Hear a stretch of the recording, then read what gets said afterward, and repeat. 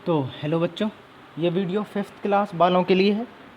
Science का chapter number 3 the skeletal system चल रहा था और उसमें हमने लिम्ब्स तक चर्चा कर लिया था। तो इसमें स्केलेटल सिस्टम या फिर हम कंकाल तंत्र के बारे में बात कर रहे हैं कि हमारे शरीर में हड्डियां जो हैं कैसी क्या होती हैं, कहाँ पर होती हैं, जॉइंट्स क्या कहाँ पर कैसे होंगे, तो वो सब कुछ पढ़ना है हमको। पहले इसको पढ़ लें, लिम्स को, फिर हम जॉइंट पे आएंगे। जॉइंट यानी संधियाँ जहाँ हड्डियाँ जुड़ी होती हैं आपस में। सबसे पहले लिम्स यानी हाथ और पाँव की हड्डियाँ जो हैं उनको हम लोग लिम्स कहते हैं। The arms and legs are called limbs, और आर्म्स और लेग्स या हाथ या पाँव आपके लिम्स कहलाते हैं। The upper arm has 1 long bone while the forearm has 2 bone. उन्होंने कहा है जो अपना हाथ है ये इस तरह से मान लो, इधर पे आपकी हाथ की उंगलियां हैं, यहाँ पर आपकी कोहनी है, तो ये अपर आर्म में 1 बोन होगी और लोअर आर्म में 1 की जगह पर 2 बोन्स होंगी, ठीक है। और अपर आर्म को जो बोन है उसको कहते हैं ह्यूमरस। ऊपर वाली जो बोन है हाथ के ऊपर वो ह्यूमरस, नीचे वाली रेडियस और अल्ना कहलाती है। तो सबसे ऊपर वाली ह्यूमरस, नीचे की तो रेडियस और अल्ना कहलाएंगी। The bones of limbs are longer than other bones in the body, और लिम्स की बोन जो हैं वो दूसरे बोन से काफ़ी लंबी होती हैं, क्योंकि शरीर में बाकी बोन्स, बाकी हड्डियाँ बहुत छोटी होंगी, लिम्स की बोन काफ़ी लंबी होगी, हाथ ही लंबे होते हैं। The bones of the forearm are attach to the wrist bone which consists of a number of small bones of the hand and fingers. The forearms joins the upper arm at the elbow. उन्होंने कहा है कि ये जो four arm है, four arm जानते हो मतलब आगे वाला आर्म, ये ऊपर वाला नहीं, नीचे वाला आर्म। तो ये नीचे वाला जो आर्म है उसमें कई सारी छोटी छोटी हड्डियाँ मिलके हाथ का पंजा बनाती हैं। फोर आर्म से अटैच रिस्ट बोन, ये रिस्ट बोन है, इधर पे रिस्ट बोन होगी, यहाँ पर छोटी छोटी बोन्स होती हैं और हड्डियाँ होती हैं। Four arm join the upper arm at the elbow, elbow पर ये फोर आर्म और अपर आर्म आके मिलती हैं। अब हम आगे बात करें हाइंड लिम्स की, ठीक है, यानी पैरों की। तो hind limbs are the legs और हैज़ 3 बोन्स, लेग्स हैज़ 3 और दी लेग्स हैज़ 3 बोन, यानी कि हाइंड लिम्स या लेग एक ही बात है, उनमें 3 बोन होती हैं। फीमर और the thigh bone is the longest bone in the body, और आपकी जो थाई में है, जांग की हड्डी जो है उसको फीमर कहते हैं। और फीमर देखो, जांग है आपकी, थाई है, थाई के ऊपर मांसपेशियाँ होंगी, मसल्स होंगी, उसके ऊपर आपकी स्किन है, तो ये हड्डी जो है वो अंदर होगी, आप फील कर पा रहे होगे। फीमर बोन अपनी बॉडी की सबसे बड़ी बोन कहलाती है। The lower leg has 2 bones, tibia and fibula, और लोअर लेग में 2 बोन होती हैं, जैसे उधर फोर आर्म में 2 बोन थी, ऐसे यहाँ पर लोअर लेग में 2 बोन होंगे, टिबिया और फिब्यूला नाम की। तो समझो हाथ पैर की 3 हड्डियाँ, पैर में 3 मेन हड्डियाँ होती हैं, फीमर, टिबिया और फिब्यूला, और नीचे फिर पैर के पंजे की अलग हड्डियाँ होंगी। The ankle and the toes have many small bone, ankle और टो में आपके नीचे वाले पाँव में, इस वाले एरिया में बहुत सारी छोटी छोटी बोन्स होती है, तो ये एंकल और ये टो। अब आगे कहा है गर्डल। गर्डल क्या कहते हैं बेटा, वो जगह, वो बोन जहाँ पर हाथ और पाँव की हड्डियाँ जाके जुड़ती हैं बाकी शरीर से, ठीक है। तो अपने कंधे के पास जुड़ती हैं हाथ की, ठीक है, और हिप के पास जुड़ती हैं पैर की, तो वो गर्डल्स हैं। The forelimb and the hind limbs are attach to the girdle, forelimb और हाइंड लिम्ब किससे जुड़े होते हैं, गर्डल से अटैच होते हैं। ये पूरे गर्डल का चित्र है, देखो नीचे लिखा है गर्डल, ये लिखा हुआ है। आगे कहा है द फोर लिम्स और the arms are attach to the pectoral girdle, each pectoral girdle consist of a shoulder blade and a collar bone. इनमें कहा है कि पेक्टोरल गर्डल में देखो दोनों तरफ पेक्टोरल गर्डल होंगे, तो शोल्डर ब्लेड और कॉलर बोन नाम की हड्डियां होंगी। द हाइंड लिम्स और the legs are attach to the pelvic girdle, और हाइंड लिम्स पेल्विक गर्डल से अटैच होते हैं। Pelvic girdle protect the kidneys and the urinary bladder, और पेल्विक गर्डल क्या करते हैं, किडनी और यूरिनरी ब्लैडर को प्रोटेक्ट कर, ठीक है। तो ये गर्डल है वो जगह है, वो हड्डियाँ जहाँ पर जाके अपने हाइंड लिम्स और फोर लिम्स की हड्डियां जाके जुड़ती हैं। अब देखो जॉइंट, जॉइंट को कहते हैं संधियां, जहां पर गर्डल के अलावा और भी सारी जगह हैं जहां पर हड्डियां आपस में जुड़ती हैं, जैसे आपकी फोर आर्म की और ऊपर वाले आर्म की हड्डी, तो ये आपस में जुड़ती है, उस जगह पे उस जगह को जॉइंट कहते हैं जहां पर हड्डियां जाके जुड़ती हैं। अब देखो उन्होंने कहा है the place where two bones meet is called a joint, ठीक है। तो वो जगह जहाँ पर दो हड्डियाँ जाके मिलेंगी आपस में वो जॉइंट कहलाएगा या संधि कहलाएगा। Bones are joint together by strong tissue called ligament, और बोन्स आपस में जैसे दो हड्डियां हैं वो आपस में लिगामेंट से जुड़ी हुई होती हैं। लिगामेंट एक तरह का टिश्यू है, ऊतक है। There are two type of joint, movable and immovable. दो तरह की हड्डी जॉइंट होते हैं, दो तरह की संधियां होती हैं, मूवेबल जॉइंट और इमूवेबल जॉइंट। मूवेबल मतलब जो मूव कर सके, हिल सकें, और इमूवेबल जो मूव ना कर सके, जो हिल ना सकें। All the joints except those in the skull are movable. देखो अपनी जो खोपड़ी है, खोपड़ी के ऊपर हड्डियां जो पाई जाती हैं वो इमूवेबल जॉइंट्स हैं, बाकी सारे जॉइंट्स मूवेबल होते हैं। Bones in the skull are interlock with each other, क्योंकि बोन्स स्कल में इंटरलॉक होती हैं, एक दूसरे में आपस में फंसी हुई होती हैं। देख में जॉइंट मूवेबल, तो एक दूसरे में ये फंसी हुई होंगी बोन्स, स्कल की, कपाल की, खोपड़ी की, तो ये मूव नहीं करेंगी। बाकी सारी हड्डियाँ मूव करती हैं आपस में जुड़े होने के बावजूद। अब देखो मूवेबल जॉइंट्स या वो जॉइंट जो मूव कर सकती हैं उनके बारे में बताया है। The movable joints are responsible for all type of movement in our body. उन्होंने कहा है कि मूवेबल जो जॉइंट है वो सारे मूवमेंट्स के लिए रिस्पॉन्सिबल हैं, यानी कि हमारे शरीर में जो भी मूवमेंट हो रहा है वो किसके कारण हो रहा है, मूवेबल जॉइंट्स के कारण। अब आगे उन्होंने मूवेबल जॉइंट्स में बताया है, अब देखो ध्यान से समझना कि जैसे हम मूव कर पा रहे हैं, हम चल पा रहे हैं, क्योंकि हमारे घुटने के पास नीचे वाले पैर की ऊपर वाले पैर की हड्डियां जुड़ी हुई हैं। घुटने के पास एक तरह का जॉइंट है, वो कैसा जॉइंट है आपको पता चलेगा। उन्होंने कहा है there are 4 type of movable joint, 4 तरह के मूवेबल जॉइंट हैं, hinge joint, ball and socket joint, pivot joint और ग्लाइडिंग जॉइंट। तो 4 तरह के जॉइंट होंगे, इन सबको आपको पढ़ना है। सबसे पहले देखो हिंज जॉइंट कहलाता क्या है, या हिंज संधि क्या कहलाती है। Hinge joint allow bones to move in one direction only, ऐसा जॉइंट जिसमें केवल एक ही डायरेक्शन में हड्डियां मुड़ें, मतलब पूरा मूव ना कर पाए। जैसे हाथ की हड्डियां या एल्बो की, आपके घुटने कोहनी की हड्डियां, आपका हाथ देखो एक ही डायरेक्शन में नीचे ऊपर ही हो पाता है, ठीक है, और आपका हाथ उल्टा नहीं हो पाता है। बिल्कुल समझ पा रहे हो। आगे कहा है नी में, एल्बो में और फिंगर में और टो में, ठीक है, जो भी सारे जॉइंट होते हैं वो सारे के सारे हिंज जॉइंट ही कहलाते हैं। Hinge joints the movement of hinge joint is similar to the movement of door that moves on its hinges. Try moving your elbow, knee, toe and finger, you will find that these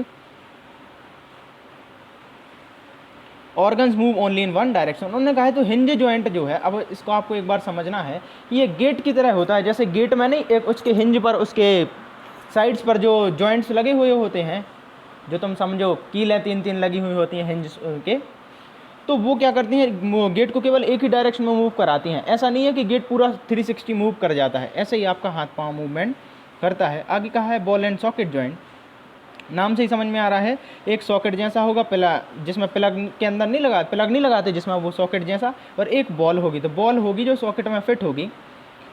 in this type of joint one bone ends in A ball, यानी कि एक bone जो है वो ball के अंदर या ball bone के अंदर होती है। This ball end of, actually sorry मैं गलत इंटरप्रेट करके जल्दी बता दिया इसको। वन बोन एंड यानी एक बोन का सिरा जो है वो बॉल जैसा होगा, एक बोन का जो लास्ट वाला हिस्सा है वो बॉल जैसा होगा। The ball end of one bone fits into another bone which is like a socket, और ये जो बॉल एंड है, ये बॉल जैसा सिरा है, वो सॉकेट में फिट हो जाएगा। The round bone can rotate the socket, और इससे पूरी 360 डिग्री मूवमेंट हो सकता है, मतलब ये पूरा ऊपर नीचे दाएं बाएं आगे पीछे हो सकता है। Ball and socket joint allow movement in almost all direction, ball and socket joint सारी डायरेक्शन मूव करते हैं। और शोल्डर के आपके जो हिप्स की जो जॉइंट है, पेल्विक ग्रेडल और पेक्टोरियल ग्रेडल पर, तो आप देखो अपना हाथ जो है वो आप एज ए होल पूरा हाथ शोल्डर की तरफ से 360 घुमा सकते हो, ये बॉल एंड सॉकेट जॉइंट है।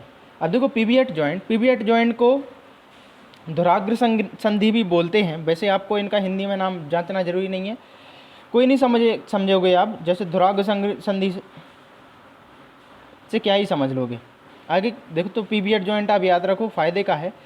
Pivot joint, the pivot joint is found between the skull and the first and the second vertebrae of the backbone. तो देखो ये जो दिमाग है, और ये रीढ़ की हड्डी है, इसमें वर्टिब्री पाई जाती हैं, छोटी छोटी सी हड्डियाँ पाई जाती हैं। तो पीवियट जॉइंट कहाँ पाया जाता है? पहली और दूसरी वर्टिब्री के पास पाया जाता है, ब्रेन और स्पाइनल कॉर्ड नहीं, एक्चुअली बैकबोन इसको कहो। Pivot joint allows sideways upward and downward movement. तो पीवियट जॉइंट एक खास है, इससे क्या होता है? साइडवेज यानी लेफ्ट राइट आप मूव कर सकते हो, अपनी मुंडी को आगे पीछे मूव कर सकते हो और ऊपर नीचे मूव कर सकते हो। अब है ग्लाइडिंग जॉइंट, ठीक है। ग्लाइडिंग जॉइंट को संसर्पी संधि कहा है, हमने कहा था कि इसको हिंदी में नाम याद करने की जरूरत नहीं है अभी। Gliding joint, this is found between the small bone of wrist and ankle, ठीक है। रिस्ट और एंकल की आपकी छोटी छोटी सी बोन में, हाथ की जो बोन नहीं है, रिस्ट की मुट्ठी की बोन्स में, इसमें पाया जाता है। And also between two vertebrae of the spine, और स्पाइन के कोई भी दो वर्टिब्री के बीच में, मान लो ये एक वर्टिब्री है और ये एक वर्टिब्री है, इसके बीच में जो जॉइंट पाया जाता है, वर्टिब्री मतलब छोटी छोटी हड्डियाँ, स्पाइनल कॉर्ड या स्पाइन जो है अपनी रीढ़ की हड्डी छोटी छोटी हड्डियों से मिलकर बनी है, तो इनके बीच में भी ये ग्लाइडिंग जॉइंट पाया जाता है। This joint enable movement by letting bones glide over each other. इनमें क्या होता है?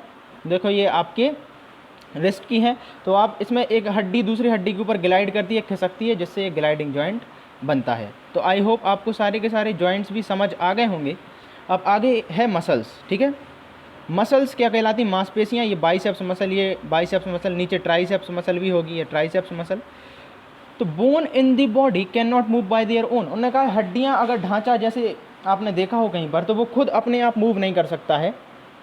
They move with the help of muscle, वो मसल की हेल्प से मूव करते हैं। Muscle can contract and relax to produce movement. Muscle से ही क्या? मसल ही कॉन्ट्रैक्ट और रिलैक्स होती हैं, मसल ही लंबी हो जाती हैं और छोटी हो जाती हैं, जिससे हड्डियाँ ऊपर नीचे आ जाती हैं। तो मसल के कारण ही हड्डियाँ मूव करती हैं, ये ध्यान रखना। There are 650 different muscles in the human body. 650 अलग अलग तरह की मसल्स हमारी बॉडी में मौजूद हैं।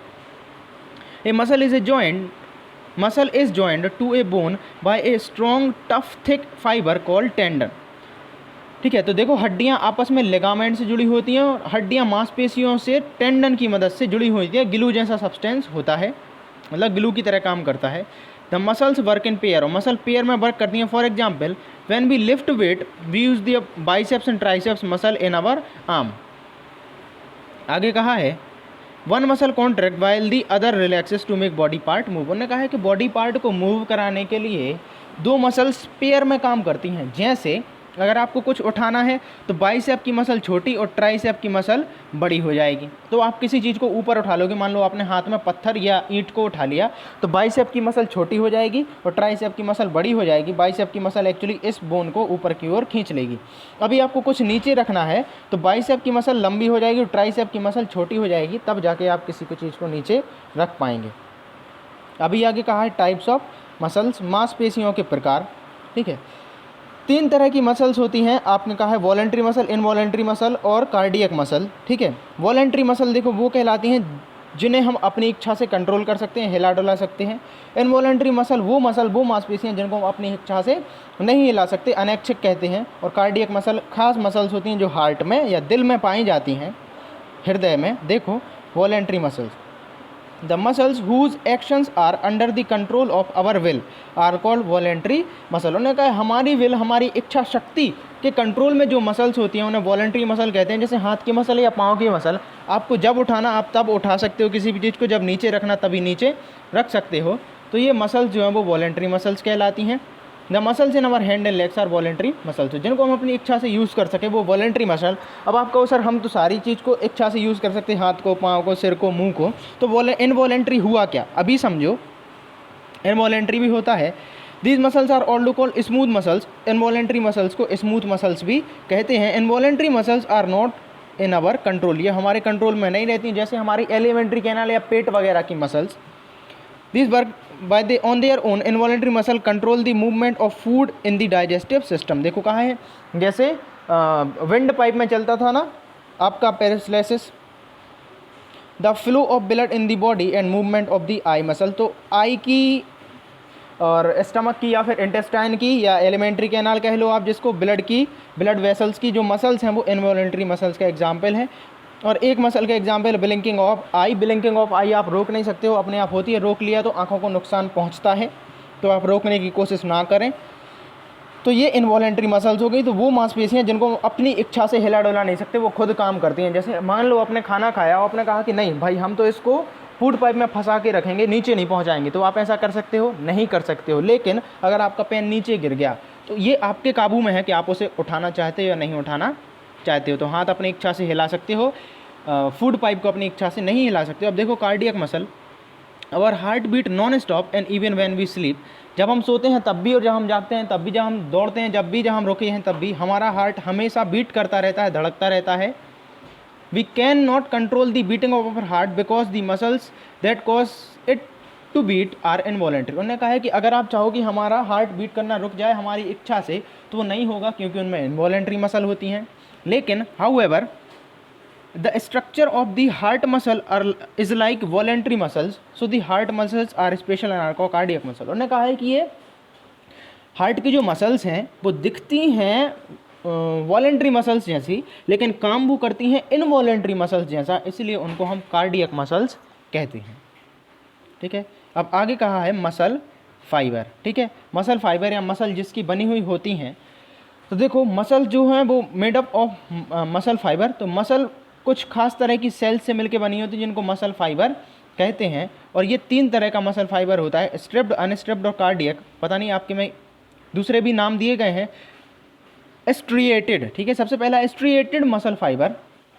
All voluntary muscles attach to the bones are made up of the striated muscle fibre. उन्होंने कहा है कि सारी की सारी इन वॉलेंट्री बोन्स जो हैं जिनको हम इच्छा शक्ति से हिला डोला सकते हैं, जैसे हाथ की और पाँव की बोन्स, वो हाथ और पाँव की मसल वो स्टेरिएटेड मसल फाइबर की बनी हुई होती हैं। ये मसल फाइबर को स्केलेटल मसल फाइबर भी कहते हैं। अगला है स्मूथ मसल फाइबर। तो इनवॉलेंट्री मसल से अब smooth muscle fibres which are long narrow at the end. उन्होंने कहा है कि जो स्मूथ मसल्स हैं वो किसकी बनी हुई होती हैं? कार्डियक मसल फाइबर की बनी हुई होती, स्मूथ मसल फाइबर की बनी हुई होती हैं। Involuntary muscle smooth muscle fibre की बनी हुई होती हैं। अब लास्ट वाला मसल्स जो आया है वो है कार्डियक मसल फाइबर। ठीक है, कार्डियक मसल फाइबर क्या, तो समझ जाओ। कार्डियक मसल्स हाथ में पाई जाती हैं, तो हार्ट की जो मसल्स हैं वो कार्डियक मसल फाइबर की मिलके बनी हुई होती हैं। तो मसल्स भी आपस में एक खास तरह की सेल की मिलके बनी हुई थी जिनको मसल फाइबर कहते हैं। मसल फाइबर मसल्स की तरह भी 3 तरह के होते हैं। वॉलेंट्री मसल्स में स्टेरिएटेड मसल फाइबर पाया जाता है, इनवॉलेंट्री मसल में स्मूथ मसल फाइबर पाया जाता है, या स्मूथ मसल फाइबर्स नामक सेल से मिलके इनवॉलेंट्री मसल्स बनी हैं, और कार्डियक मसल फाइबर नामक सेल से मिलके कार्डियक हार्ट या कार्डियक सेल्स, कार्डियक फाइबर्स बने हैं। अब देखो, like the smooth muscle fiber, the cardiac muscles fiber work quickly and are powerful. These muscles fiber do not get tired. This is why our heart keeps working day and night. उन्होंने कहा है कि जो smooth muscle हैं, involuntary muscle हैं, उसी की तरह कार्डियक मसल ये कभी थकती नहीं है, ये हमेशा काम करती रहती हैं। इसलिए हमारा हार्ट हमेशा जो है वो क्या करता रहता है? मूव करता रहता या वर्क करता रहता है। अब आगे है how do muscles work, muscles काम कैसे करती हैं। तो देखो ये खास है, ये पूछा जाएगा, आपको पूछा जा सकता है। The body moves because of the action of muscles which are made up of muscle fibre. Body किसकी वजह से मूव करती है? मसल के एक्शन की वजह से मूव करती है। मसल फाइबर्स से बने हुई होती है। मसल हम पढ़ चुके थे। मसल सेल्स या मसल सेल या मसल फाइबर एक ही बात है यार। यूनिक, वो यूनिक हैं, एक अलग तरह की हैं, खास तरह की हैं, because they are the only cells in the body that can contract and relax. क्योंकि वो ही केवल ऐसी सेल्स हैं जो कॉन्ट्रैक्ट हो सकती हैं, लंबी खिंच सकती हैं और छोटी भी हो सकती हैं, रबड़ बैंड जैसे। अभी देखो, this ability of muscle cells to contract and relax cause the movement in the body. और इसी मसल सेल की एबिलिटी कॉन्ट्रैक्ट और रिलैक्स होने के कारण ही हम मूवमेंट कर पाते हैं। हमने अभी देखा था हाथ का एग्जाम्पल, उसकी बाइसेप और ट्राइसेप बोन ए मसल।